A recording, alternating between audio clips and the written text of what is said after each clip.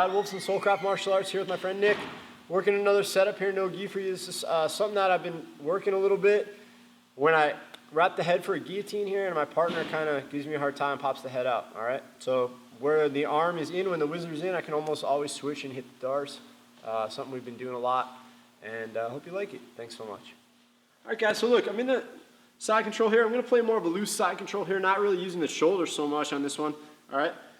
This will happen kind of organically when I pass guard a lot of times. The guy's going to start to turn in and kind of start to scramble with me, start to get on his side there, okay?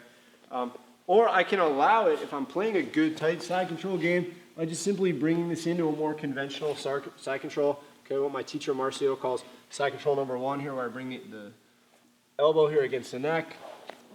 And I'm playing here with the hand on the hip, okay, more kind of an old school side control, where I'm restricting his movement this way, but not really restricting his movement turning into me. So either one will be fine, okay?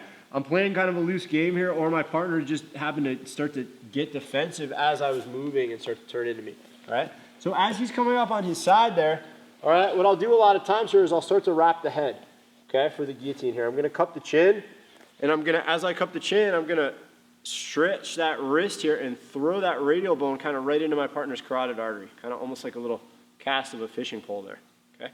So as I'm wrapping the head here and grabbing that chin, I'm turning this up a little bit so I've got a good connection, okay?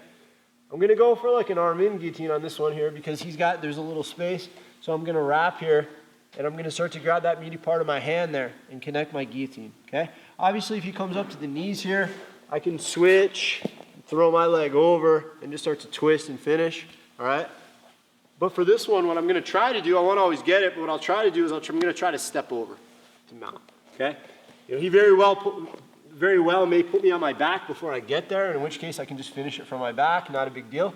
But once we get here, okay, I'm gonna lean the weight into him and I'm gonna switch my base. So I'm gonna kind of smother his head here a little bit with my rib cage, and then I can usually just step right over, okay? Now here, look, if I can put my head down and start to bring the elbow up here, great, I can finish my guillotine, okay? But a lot of times what will happen is there'll be a little space here as my head goes down and his head will pop out, okay? You guys are getting really good at defending that. Maybe I'm sweaty or he's sweaty and there's a little space in there. So when I'm here, the head will pop out, all right? It's kind of on its own. It happens sometimes. So here, one more time. As he turns into me, he's going to recover, guard, or get to the knees there. Okay, I'm gonna cup the chin. I'm gonna cast that into that carotid here with that radial bone. And now I'm gonna link the hands here by grabbing that meaty part right there, okay? I'll lean the weight on the ribs as I switch the base and step over. But now look, I lose the head. I can't finish it, okay? But what I do have here is a good whizzer still. I'm still underneath, okay? Usually here, my partner will only be able to go one direction. So if he starts to go that way now, perfect. Look, I shoot the arm through as I jump off. I'm gonna connect to the back of that neck. I'm gonna use my tricep to pull his head in, guys, look, and just grab my bicep here, just like that. Okay, hand goes from one side to the other now, slide up. And I got 2 ways I finish. Either one, you know, basic way here is that we just sprawl on that arm, okay, and finish there.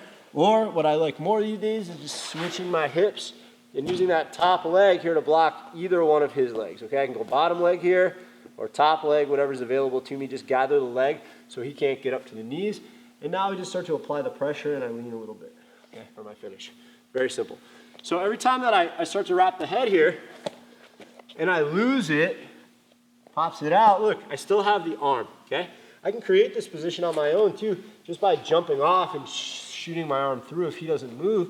But usually when we get here, this guy's gonna wanna turn that way because that's the opening. He turns right into the darce, look, right here, okay? I usually like to cup the head first, introduce this, pull the head in, and then I can grab my bicep just to control the head there a little better. Okay, guys, and look at my thumb. My thumb goes up, okay? So that radial bone goes right into the carotid, and now I'm good to go. Slide up, sprawl and finish, or switch the base, block a leg. I don't want to block with the bottom leg. He's going to be able to get up to his knees, so I go top leg here. And I finish it right there, okay? Thanks, guys. Check us out, soulcraftbjj.com. Always looking for visitors. Come train with us. We'd love to learn from you and train. Thanks, guys.